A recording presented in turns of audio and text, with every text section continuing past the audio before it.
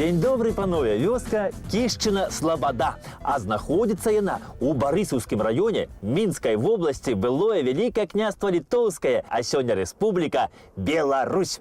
Ну, дык што, паважанае панства, пойдзем знаёміцца з мінулым і сённяшнім гэтай вёсачкі.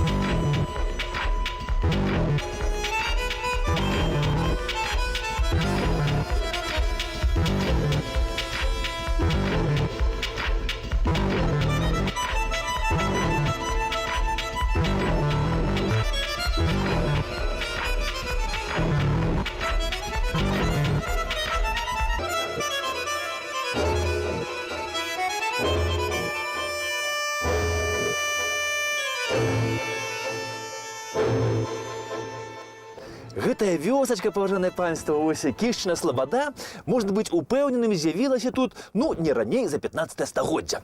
Ну, якраз тады, вось, значыцца, да нас сюды, вось, на Літву, ну, на сённяшнюю Беларусь, прыехаў адзін з далёкай польскай вёскі, гэта Дмошчына, бедны польскі шляхціч Юрка Струміла. Ну, так, паважаны, вось, ездзілі калісьці з гэтага гнілога захаду, да нас гэтыя гастарбайтары, во, было такое раней. Ну, і ўладкаваўся гэты Юрка, значыцца, да вялікага князя Вітаўта пасцельнічым. Вось, ну, пасцельнічы гэта чалавек, які адказваў вось за бялізну, за падушкі пуховыя, за коўдру. Ну, і самі разумееце, калі вялікі князь добра выспіцца, у яго добры настрой, тады паранак у дзяржаве неблагі будзе. Ну і Юрка Струміла, значыцца, справу сваю добра ведаў.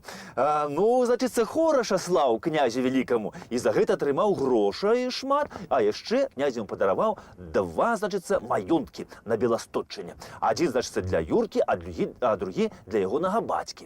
Ну, вось браты Юркі, Мацька з Петром, паглядзелі, значыцца, што тут можна грошы зарабіць на Беларусі, і таксама падаліся сюды. Тут, значыцца, прыжаніліся, засталіся на сталае жыццё жыць. І вось ад Мацькі Струмілы пайшоў род Цехановскіх, таму што ён жыў у маёнтку Цеханавец. Ну, а Пятра Струмілу чамусьці празвалі Кішка. Ну, можа, даўгі быў Кішка ці што. І вось ад Пятра пайшоў славуты, знакаміты род Кішкаў.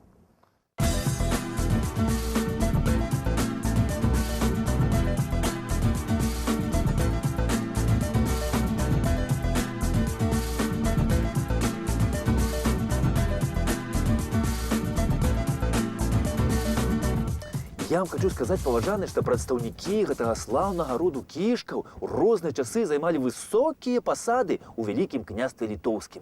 І вось гэтая вёсачка стала іхняй уласнасцю кішкаў. Раней, дарэчы, гэтая вёсачка звалася вёска Нача, ад рэчкі, што працякае тут Нача. Ну, а ўжо калі стала уласнасцю кішкаў, ну, то, відаць, падарожныя, якія ішлі, значыцца, калі гэтай вёскі пыталіся, чыя слабада гэта? І ім адказвалі, Кішчына слабада. Вось з тых часоў так эта вёска мусіць і завецца Кішчына слабада.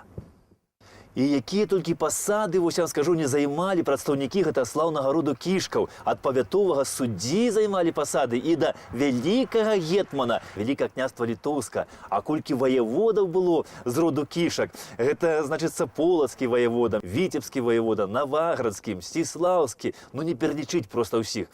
Ну, і вось праз дачок і праз сыноў кішкі парадніліся з такім слаўным родам, як Радзівілы. І можна сказаць, што гэтыя два рады на працягу 17 стагоддзя амаль цалкам кіравалі вялікім княствам літоўскім. І магчыма, што і тут, вось у гэтай вёсцы, у Кішчынай слабадзе, прыймаліся нейкія, ну, дзяржаўныя рашэнні, якія вызначалі лёс бацькаўшчыны.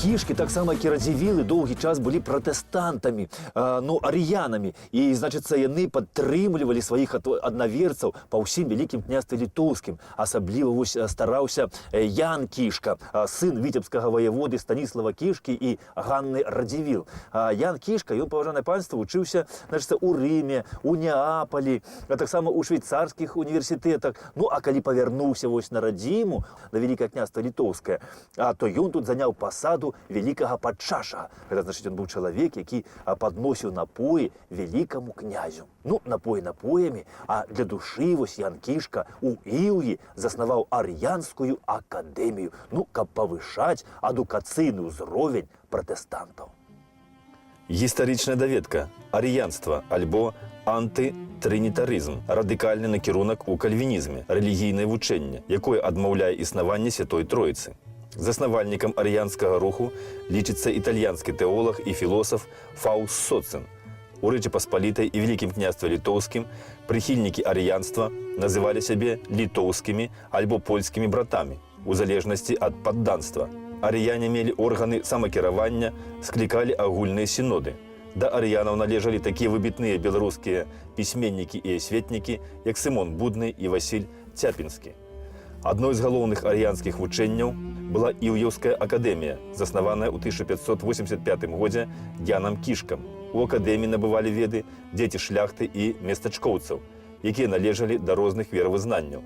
У першай палове 17 стагоддзя арыянскі збор Рэчы Паспалітай перарастае ў з'яву агульнаеўрапейскай значнасці. Цэнтрам арыянства становіцца Ракаў.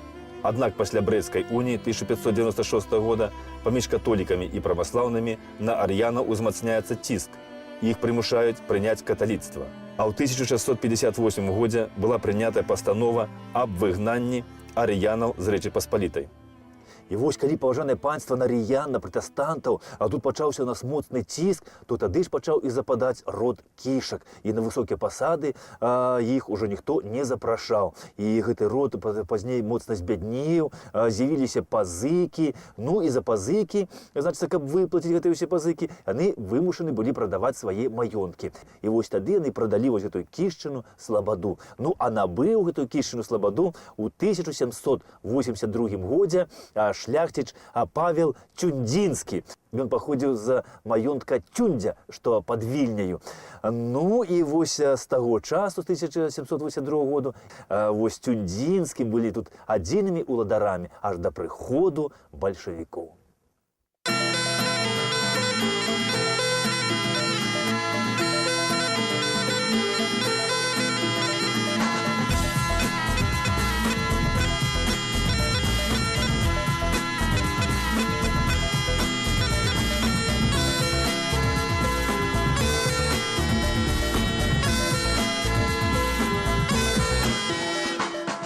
Род Тюндявіцкіх, паважаныя, яны, конечно, былі не такія ўжо слаўныя кішкі альбо радзівілы, але, я скажу, і не апошнія людзі былі.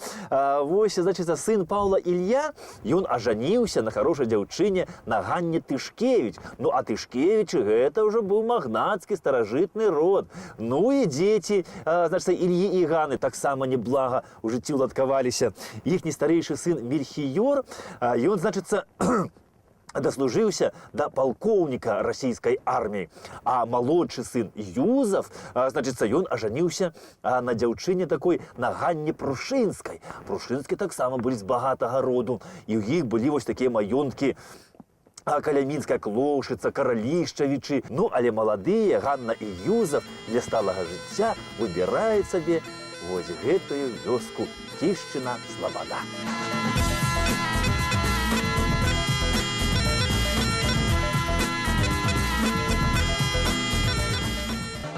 І я хочу сказаць, што Юзафу Тюндзінскаму вось з Ганнай пашанцавала.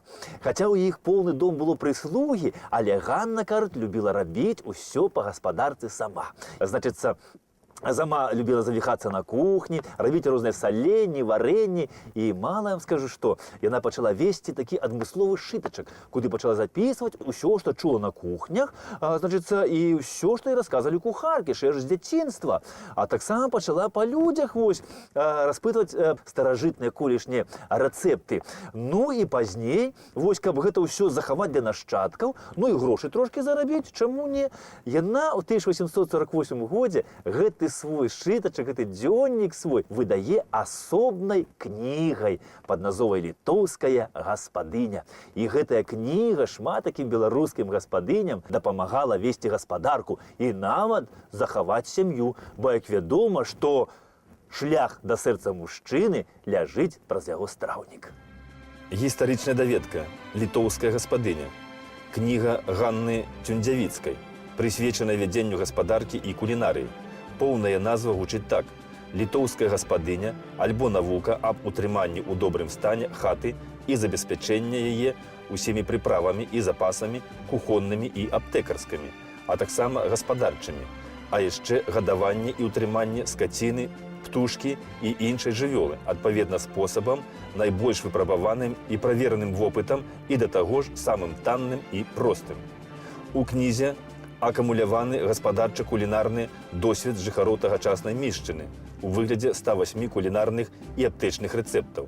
Упершыню выдадзеная ў 1848 годзе на польскай мове. Кніга перавыдавалася ў 1851, у 1856, 1858, 1861 і ў 1873 годзе на польскай ды расейскай мовах. Згодна з воляй аўтаркі, усе выданні пабачылі свет ананімна.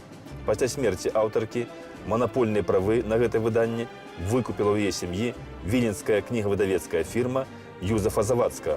Па-беларуску «Літоўская гаспадыня» упершыню выйшла ў выдавецтве «Полымя» у 1993 годзе. Пераклад быў падрыхтаваны паводле выдання 1858 года. Кніга Ганны Тюндзявіцкай «Літоўская гаспадыня» як толькі выйшла, адразу стала бестселерам. Увесь наклад быў імгненна раскуплены. У гэтай кнізе, паважаны, было ўсё. І пра марынады, і пра саленне, і пра розныя наліўкі, пра розныя шынкі. Вельмі шмат. І калі чытаеш гэтую кнігу, разумееш, колькі мы страцілі ўсяго за савецкім часам. І кніга «Літоўская гаспадыня» выйшла на 100 гадоў раней за гэтую кнігу, якая выйшла пры сталінскіх часах гэтага Макаяна о здаровай і палезнай пішча. Ну, а жылі Тюндзявіцкія, значыцца, ў гэтай вёсцы, тут вось у гэтым доміку, які захаваўся і па сённяшні дзень. І тут, у гэтых падвалах, аўтарка «Літоўскай гаспадыні» Ганна, відаць, захоўвала розныя свае прысмакі. І магчыма, што тут яна і пісала сваю знакамітую кнігу «Літоўская гаспадыня».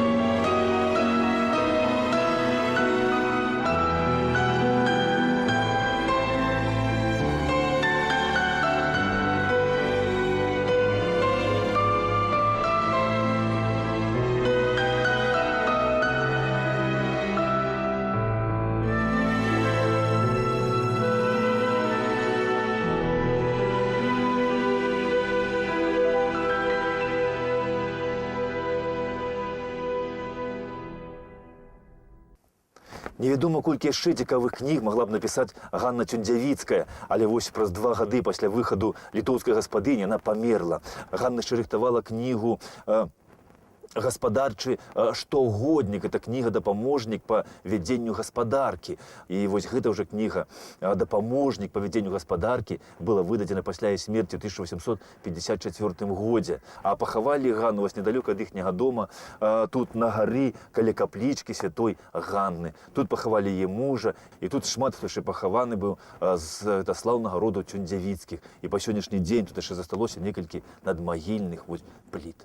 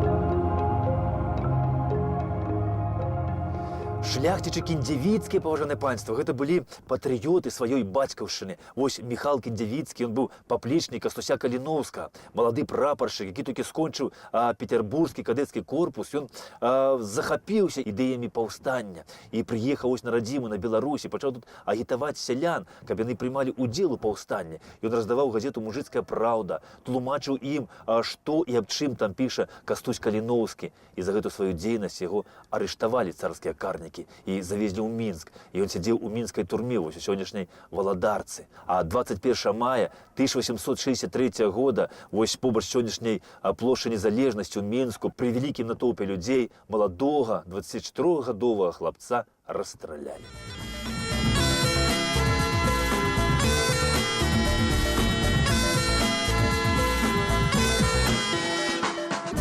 Пры Цюндзінскі, паважаныя, вось тут пасярод вёскі была пабудавана драўляная царква на гэтым месцы.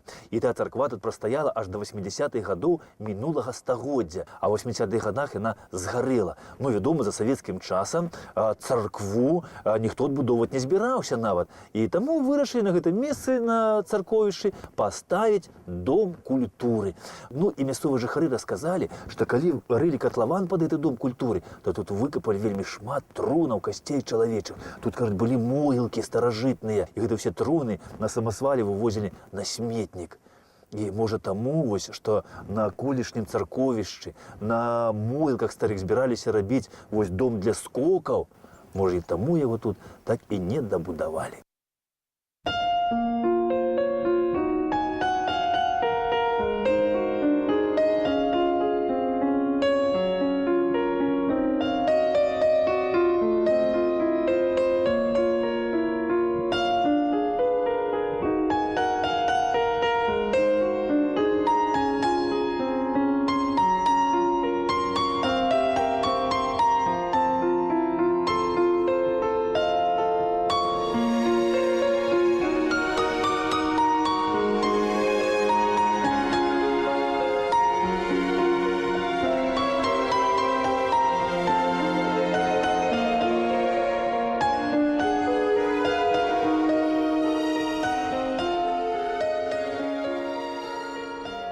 Колись, паважанае панства, тут вось былі старыя каталіцкія могілкі. І калі пракладалі вось вадаправод, то мясцовыя жыхары, кажа, тут пастаянна натыкаліся на старыя труны, на косці чалавечыя. І вось на гэтых могілках была і пастаўлена, кажуць, у 1811 годзе гэтая каплічка святой Ганны. І ёй ужо 200 гадоў гэтай каплічцы. І ў ёй зараз знаходзіцца звычайна ветэрынарная аптэка. А ў вёсцы няма ні однага храма, ні касцёла, ні царквы. І вось чаму назад не вернуць гэты невялічкі храм і зрабіць тут храм Божы, каб грэшны чалавек мог зайсці сюды і памаліцца Пану Богу.